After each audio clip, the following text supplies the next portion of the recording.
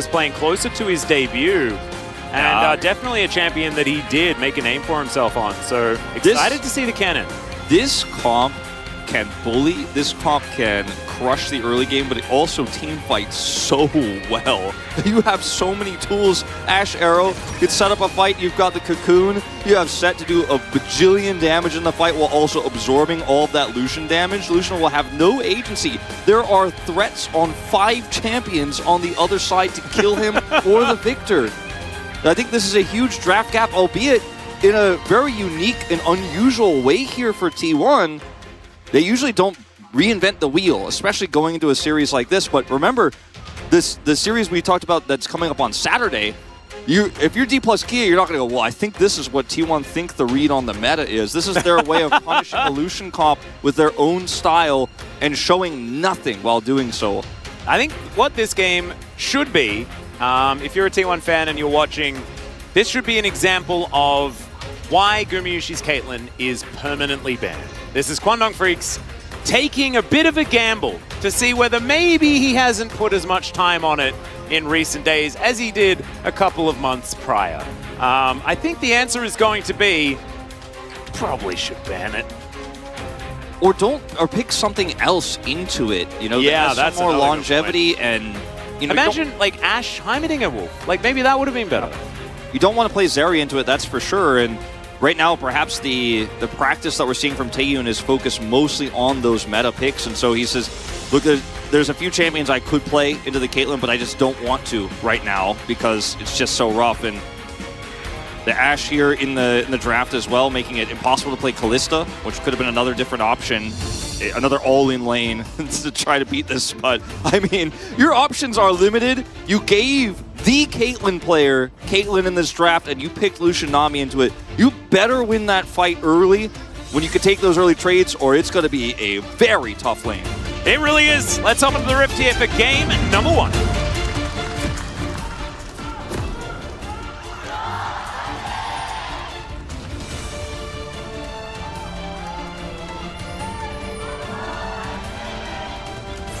Oh, bit of project synergy I saw there for a moment.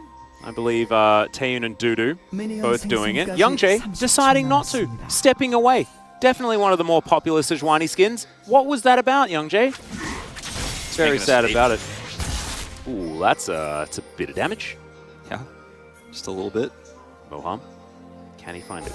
He's not even going to try. I don't blame him. I love the Ghost Victor here with First Strike. That's just how this is going to go. Faker locks in the Ghost as well. So that is not Unsealed Spellbook. It is a Victor with Ghost, and he needs the speed. He's under so many threats in this game. So will Taeyun be. But even in the laning phase... Oh, what? This is so much pressure early. Just making they are going to be able to walk around this ward as well. Just making sure nothing goes wrong here early for T1, while also threatening the weaker parts of the draft here for Kwangdong. Oh, Blast Cone is going to be broken there as Owner is going to start on the enemy blue buff. T1, full information of what's going on here as they did have that ward put down. Their homework 100% done. Beautiful stuff. You love to see it. They're going to continue waiting here just to make sure. Double Scorch for Taeyun and Moham. First Strike on the Lucian, but no Ignite. I think some with that level 1 hit. All right, well, Gumayusi and Carrier doing some battle as they assert their dominance, and this is what we were talking about. He's played it 6 times, and then it was illegal from that point on, because other teams felt like winning would be better than letting Gumayusi play Caitlyn. Okay, not that stopping him from playing Caitlyn means you're winning, but it definitely means maybe you have a chance. It means you have like more than 0%. It means you're going to play a game of League of Legends that's competitive, and eventually your Nexus might not die. Yeah. This ward is going to spot out Youngjae's pathing here. Set up earlier on. Owner's going to, of course, take away his jungle here. Has level 3. Yeah, and Youngjae does too. Winter's Wrath will connect as Owner going to get the Electrocute proc, and the Sejuani is bullied away from this area. They were setting up for some sort of dive though, and the main thing is that Youngjae gets down here to protect his bottom lane. The Faker has the inside track, and he's looking to make his way over. Oh, that's a lot of value with that volley as well, as now T1 bearing down on this turret. Faker's going to move in. Ghost already in hand. Arctic Assault is good as there it is. He bonks their heads together. Can he get the kill though? Is the question. The answer is yes. Owner's going to lock that one down. It's another kill to go over to T1. They'll lose the elites. But this lane is 100% done. It's over. This game may be 100% done, Atlas, and this was such a clean dive setup here too. It's electrocute on the Elise. They find YoungJay, chip him down a little bit here. He's level 3. They know that Bulldog does not have teleport because he had to opt into the Ghost into this matchup, so he cannot actually come down here to assist. Faker leaves, and the moment you start to commenting that the dive is coming, they're creeping up. If you guys look at the minimap at that moment, you see Bulldog just knows it's doomed. Good luck, guys. I'm pushing mid because there's nothing he can do. Well, Faker also in a little bit of trouble here, but does have the Haymaker shield. There's the flash that he held for about an eon, and that is going to go down. One cool thing, as we have a look here towards the top side, Brandon Valdez hopped into our chat channel of choice and alerted us to the lethal tempo being picked up here by Zeus. This is something that has been done in the LPL recently, and it's the AD cannon. One of my personal favorite variations of cannon. Oh man, they're just having the most fun ever. As, yeah, this dive is super clean. It's a 4v3 here, and Taeyun, look at his positioning, is so far back trying to maximize damage, but there's just too many threats. Moham is left out at level 1 here, and yes, Owner does go down. Taeyun picks one up, which is massive for him, because if he doesn't get that one, I mean, it's even worse. I don't know if we could say it's worse, but I think that's the one way it could be worse, right, is if he doesn't get that kill. I don't like saying that it could be worse, because I still find myself hard to believe it, to fathom it, to conceptualize it. But it is worse, Wolf. Yes, it could have been. It could have been. Potentially worse. Fate lost on set about 525 days ago. Wow, I cannot believe that. That's actually insane. It's been such a long time. You know what I realized today, Wolf? This is my 7th year casting the LCK. That's crazy. Yeah, it's just, you know, time. Lucky 7, man. It happens. That's what you get. This is the meta you get for it. Yeah, I've been rewarded. Yeah, that was back when Valdez and I used to joke, it all goes back to the set. That was the set meta. That was the end of it there in playoffs. That was Bay's meta. Yeah, it certainly was. It was his best time in the LCK as T1 is going to send Faker down here and grab this dragon. Now, Bulldog, very good laning player. We've talked about this a lot, and Faker has largely just simply avoided him here into this matchup. Has found himself with a slight CS deficit because of it, but the trade-off has been brilliant. Picks up 2 assists, obviously, with that bottom dive. Has given them the first Drake of the game. Ooh, Bubble is going to connect here as barrier, going to be used by Carrier. Do like that, allows him to keep playing aggressive as Faker's just going to move towards Bulldog here. Great Cocoon will connect, Facebreaker comes down. Gravity field's good, but Faker is out of the range of the turret. And in the meantime, Bulldog's going to be zoned away from these minions. Death Ray comes in, Faker's just looking to clear this one out. Well handled. A bit of a reset. Well handled by Bulldog. Has Ghost, can just back out, doesn't need to flash. Knows Faker doesn't have 6 because he spent so much time out of lane. He has the level 6 advantage. Doesn't die there or have to expend his flash. Ooh, okay, well, he is going to come back down here towards this bottom side. Level 5 for Faker, so doesn't have the showstopper available, but he's going to break a couple of faces, and Taeyun taking so much damage. YoungJay, the first one to go down. Taeyun's dead again, and T1 are just wiping out this bottom lane. There is nothing they can do. Moham! Oh, Moham! He's just dead. Gumiush is going to pick that one up. Another plate comes in. 3 kills at 7. Bulldog is PvE. Like I said, like before, he can't do anything. He lost his Ghost. He's zoned out. Faker's not killing minions. He's killing champions. That's why I was so sad about Moham. There's literally nothing he could do. Nothing he could do.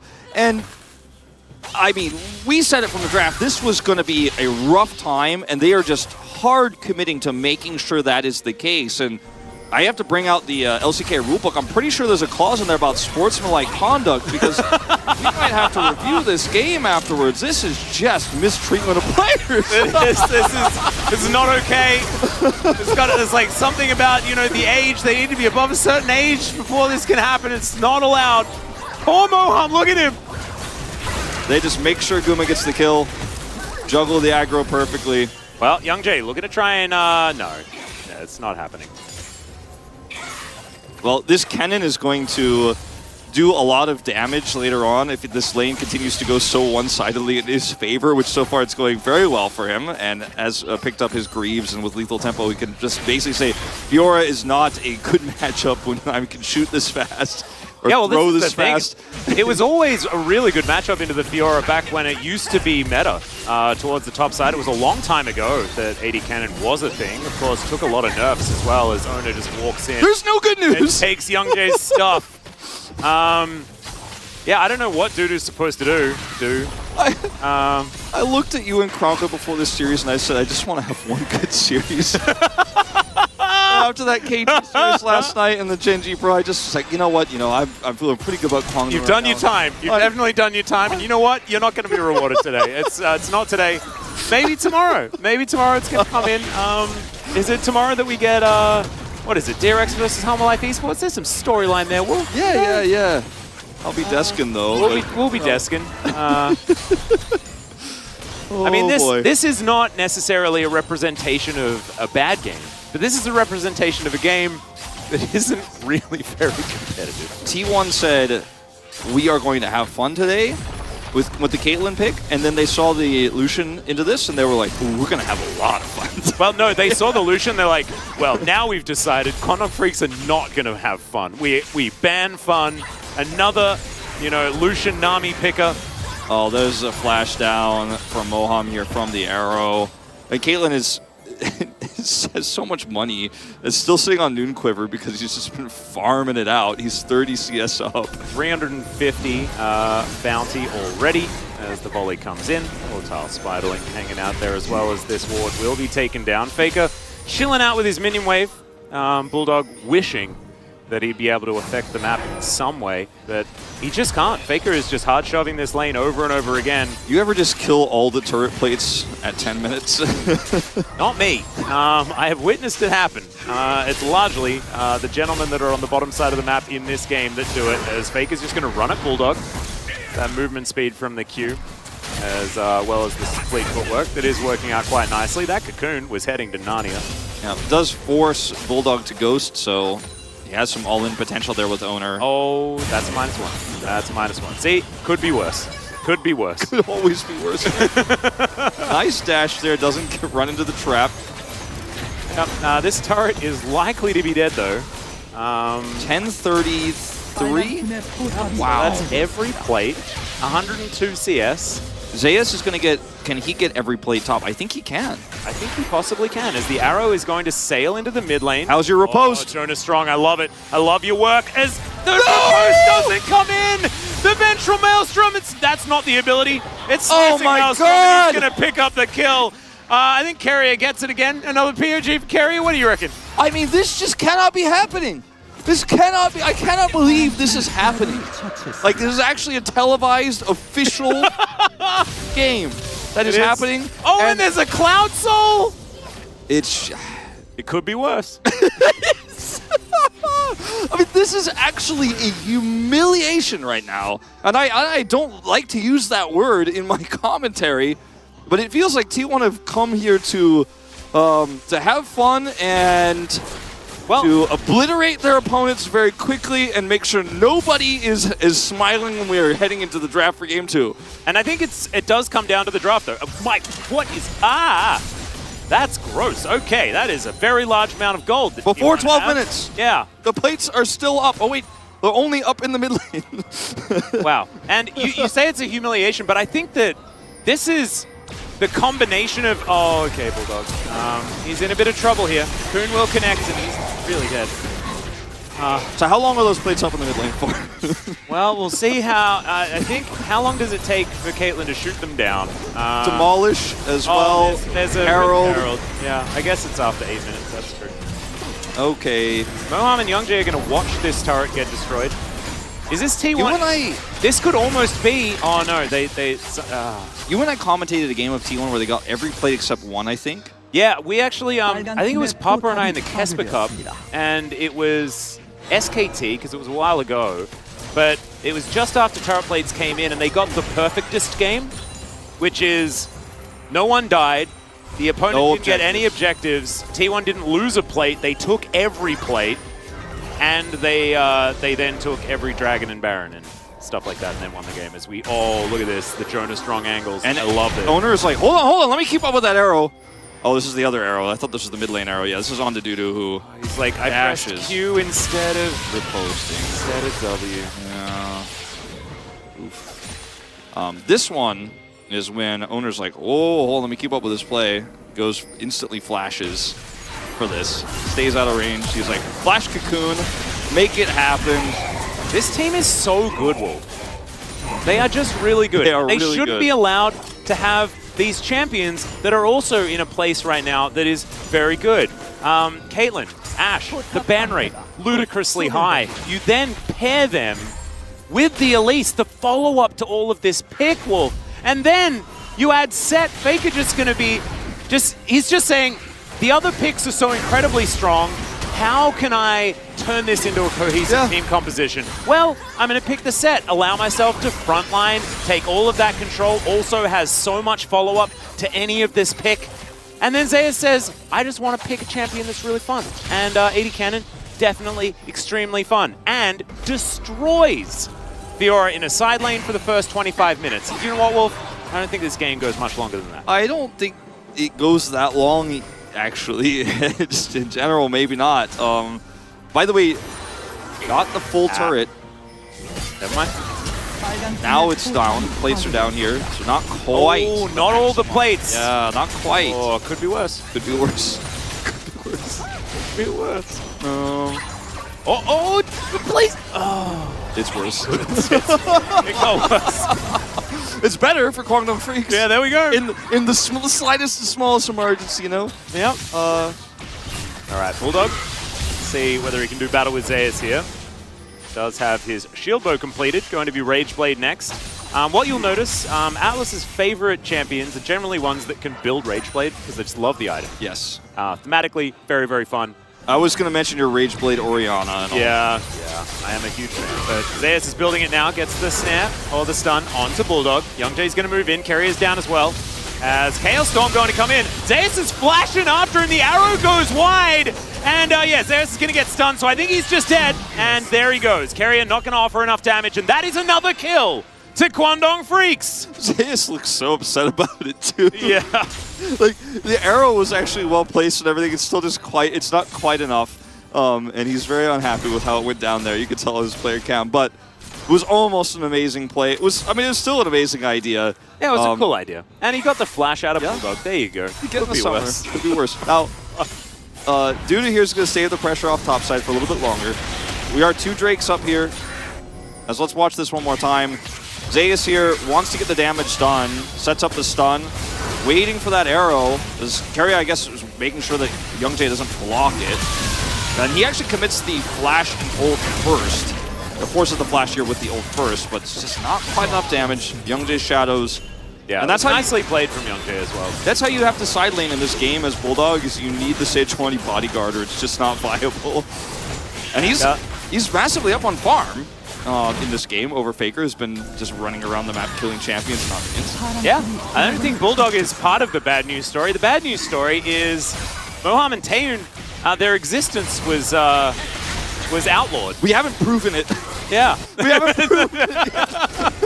It's just a theory there's a Lucian and Nami in this game. We're not actually sure yet. Oh dear. The Rune Terror is flat, Wolf. We haven't proven that it's round yet. Oh no. Okay, this inner turret, it's dead. We've proven that that is definitely dead. I think Bigfoot's realer than Taeyun right now. Oh no. And that's not his fault, man. It's the fault of the comp he was given. Exactly. He was told by a coaching staff to play Lucian into this. And he was also he was told by the meta itself that Lucian Nami is really strong right now. And you know what? He's not wrong. Lucian Nami has a decent win rate here in the LCK, but it just hasn't faced Caitlyn Ashe. Probably the most disgusting lane I have ever heard of. It's just really, really difficult to have any agency at all. And we're seeing that Taeyun and Moham haven't been able to fight back. He has at least made it to 140 farm-ish. But look at this. It's 8,000 gold. Sole point. Yeah. T1 have all but one. Sure, it's not 27 minutes in. The Caitlyn has an Ashe that is clearing wards with Umbroglaive too, so it's just an oppressive composition by its own nature already. But when you add the Umbroglaive in, Kwangdong can't see. Like, they're also this far behind, and they're all wearing blindfolds. Yeah. You can't see it on Dudu's eyes right now, but he's wearing a blindfold. He can't see. Chaos Storm on the wave as well, as you can see here. Meanwhile, T1 just taking whichever turrets they want. 3-0-3 here for Gumayusi, who is... I don't see him dying this game. Now, if T1 lose this game, okay, let's just... Let me do the if thing for a second. If T1 somehow lose this game, like if Kwangdong just keep putting this Fiora in a side lane, Dudu's massively behind, but maybe, you know, he killed a turret, he gets some freedom there, we go to late game 5v5 fights, oh, Moham's dead. And that's a flash down too. Oh, Ace in the hole comes in, Gravity, oh. Okay. You had hope for a second, didn't you? I did. You thought for just a moment maybe he wouldn't die. Yeah. I mean, they did kind of invest everything to try and save him, and it just didn't do anything. But how much catharsis, like if Kwangdong somehow pull off the miracle, this might be one of the most legendary games of League of Legends of all time. This would be equivalent to when I went bold, right? Like that Gen G comeback against D plus Kia. Now I learned it's about the same as that. I learned from you in that moment to not say that today, so I won't, but... Do you want to bet? No, I'm not going to, but I'm saying, like, if we compare the riskiness of what you said back then compared to what we're watching right now, I feel you'd be much more secure saying it here. Yes. I think I would. The electrocute is what gets him in the end, it looks like there. Yeah, or the nuke. I don't know what happened. Something descended from the heavens and obliterated Moham. Yeah, the Ace in the hole did basically 80% of his health bar. Yeah.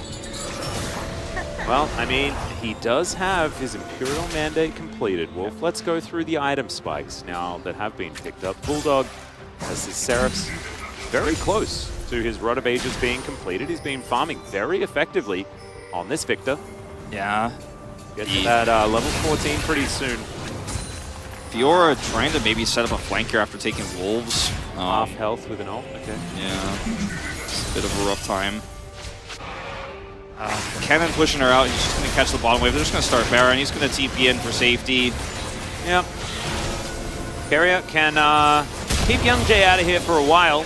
He has Arctic Assault available to get over. Cocoon will connect there as Faker breaks his face, and he just wants to pull Young Jay out. The Baron is going to go. Faker can tank for about 16 years. Zeus might be the sacrificial cannon here for a moment, but he's not. He'll be fine, as Ona almost finds that Cocoon. That was very close to being beautiful. That was a 3v4 fight too. Yeah. Bulldog coming over, and I like how he's playing this Victor, you know? He's not getting intimidated. Victor is, or rather, Bulldog, Taeyun is not having as much freedom in this game, but Bulldog is really, he's the voting for tilt proof in this game. He's actually, 100%, yeah. He never really choked when Faker roamed those bottom ganks and dives. He just was like, I'm killing the minions, I'm trying to farm, I'm trying to play this game out. He's finished his Rod of Ages, he's got his Seraphs, he's got the combo, he's got a ton of damage. He's like, I'm going to be the winning condition. If something goes horribly wrong for T1, in a miracle scenario, it's going to be me, so I better not mess this up just in case. On the 0.001% chance we could come back in this game, it's going to be me. Level 14 now. Yushi coming over, volleys being thrown out. Cloud Soul on the table for T1. Some denial. Kwangdong Freak, some respite, perhaps. Faker spotted on the flank. Got to be so careful about Zeus here when he has ult, but they know he does not. He doesn't have flash either. Taeyun got hit by a volatile Spiderling that did half of his health bar. Owner is pretty strong as well. Arrow's going to connect. The chain CC, just massive, and Bulldog is 100% the target that T1 are going to be looking for. Is now Faker. He smells blood in the water. Showstopper as Moham. Oh, no, poor Moham. Why choose Moham? It's not fair, Wolf. June is very thankful he was not starting today now, because I don't know, it doesn't matter if it's actually a clone of Carrier on the other side. I don't know if the impact can be made to save this game with this draft and the way that T1 has played this so beautifully early. And the forced ghost on the Bulldog, I think, is one of the biggest problems here for Kwangdong, because if he could teleport bottom and help defend that dive, maybe this game looks a little bit different, but he can't. He's running Ghost, and he can't chase Faker either. He'll lose out. At the early game exchange there, if he tries to follow the set over, he just dies faster, and then the dive is even stronger. Ooh, Dudu. On the flank, there's the Glacial Prison. Kerry is real dead. I like that. Baby steps. Setting it up, capitalizing on maybe some overextension T1's side. As what was that? Okay, well, Peacemaker is not doing a whole lot of its namesake right now. Gumyushi is also sitting on about $1 trillion gold, I think. Yeah, he's about to finish his Ravenous. I haven't seen these items change in quite some time. Yeah, he's gonna buy Ravenous very soon, I think. He just wants to get as much done off of this this current life before he backs inhibitor down. Does Gumyushi go back and finish Lord Doms, or does he just buy an Infinity Edge outright? That's what I'm wondering. That's a good question. Where my brain's at. Titanic Hydra completed here for Zeus. I think he might just buy IE. Because, I mean, he just wants the little bit of armor pen for the same thing we were talking about last game. Yeah, I'd prefer IE. This chain CC is just beautifully done. Guma is like, I gotta hold this Drake aggro, I'm just chasing him down, and I don't want him to go run away too early because Faker's flanking. I think they probably could have killed him a little bit faster. This is a little bit of a greedy move here. In the meantime, Young Jay's dead. Oh, no, not quite. I take it all back. Arrow piercing the side of the map. Zeus diving forward on top of Bulldog. We've been here before. Zeus throws down a preemptive slicing Maelstrom and stuns up Bulldog as he's making his way out. Faker, he's jogging towards this top side. Bulldog is his target, as we can see. He's hurting the members of Kwangdong Freaks right now as he picks up Dudu. Facebreaker is going to collect Bulldog. Faker doesn't get both of them, which is, I think, what he was going for there. He'll have to settle with just the one kill. Titanic Hydra, not Ravenous Hydra for Zeus. Yeah. Just... And Lord Dom's complete for Guma, which is a bit sad. Oh, thought it might be just outright. He might have had a little bit, like he might have been just a few hundred gold off. Yeah, might have been that. He's earned 11.6 thousand this game, though. That's 3,000 ahead of his opponent. That is. That's quite a large number. We did crest the turret. He's going down. Yeah. You were saying like 25 minutes, that's probably when it's going to end. We might be at that point. Uh-oh. Well, Arrow is going to pick the gap.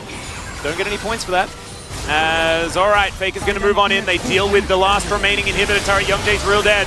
As Dudu, oh my, what the heck? Gumyushi flies forward with his Gale Force and just eradicates Kwangdong Freaks from the map. This Nexus turret not going to be long for the world. Facebreaker gets flashed, but Bulldog not going to be so lucky. Moham, a couple more autos, and he's going to be dead, but he at least gets to the relative safety of his fountain. T1 are done with this game. This has been utter domination from start to finish, and T1 will put Kwangdong Freaks out of their misery. Thought you were going to say, this has been Atlas and Wolf, I'm retiring now. It's been 6.5 good years, but this is enough for me.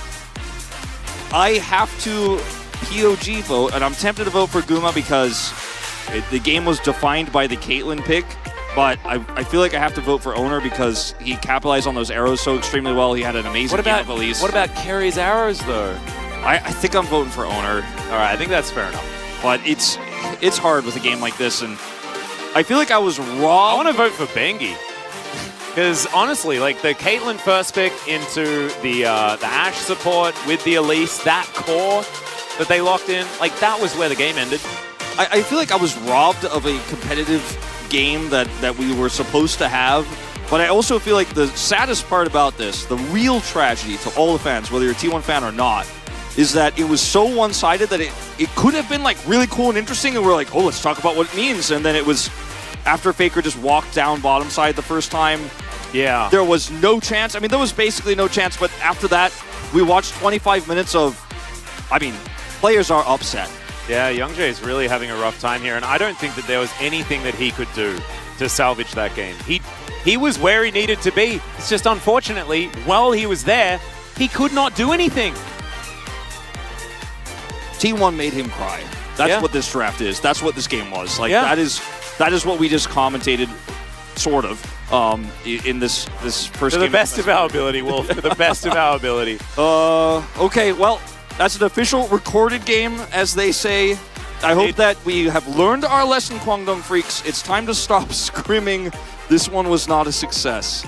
It definitely wasn't. I think the Gumyushi Caitlyn experiment is one that I don't want to see made again because there's a reason why he's never lost on this champion. Keria out-damages Kuma in this game. Yeah. It's just, what have we watched? What have we witnessed? Very sad. Really do feel for Youngjae. Like, if he's the one feeling all of those emotions, as you can see his team supporting him here, it's not his fault, but he is feeling so much of that responsibility. Let's see whether he can get back into the swing of things for game number 2, because it can be very, very difficult to make that bounce back. After the break, it's going to be the space to break down that T1 domination.